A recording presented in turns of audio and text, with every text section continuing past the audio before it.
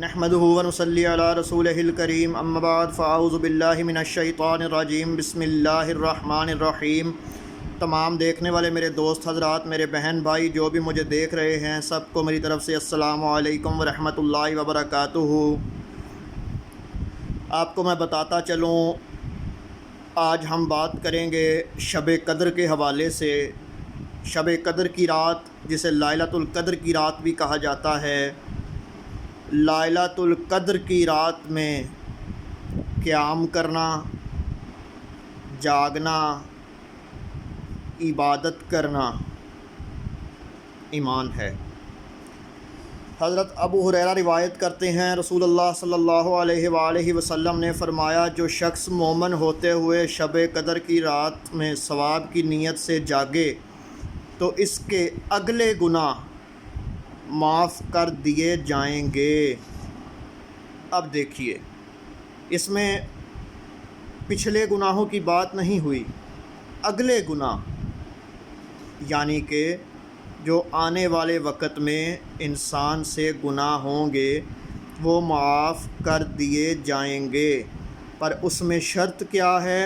شرط یہ ہے کہ وہ جو جاگے ثواب کی نیت سے وہ مومن ہو، وہ مومن ہو۔ اب مومن بندہ کب ہوتا ہے؟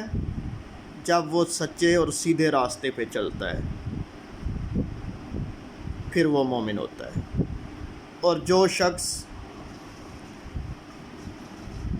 مومن ہو اور ثواب کی نیت سے شب قدر کی رات جاگے، اس کا مطلب یہ ہے، جاگنے کا مطلب یہ نہیں ہے کہ جاگے تو بس ٹائم پاس کرتا رہے، نہیں۔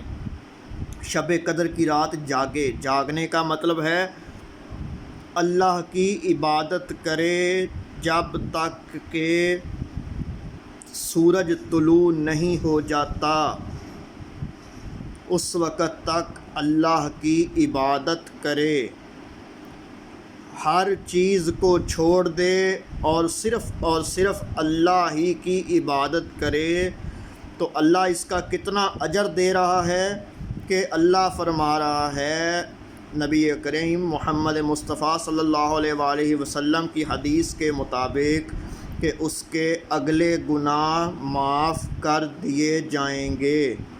تو یہ ایک بہت بڑی نعمت ہے اللہ کی عطا کردہ۔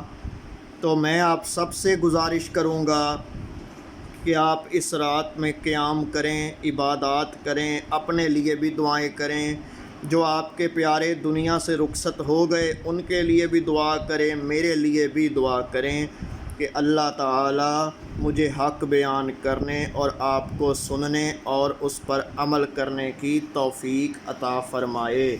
وما علینا الا البلاغ المبین۔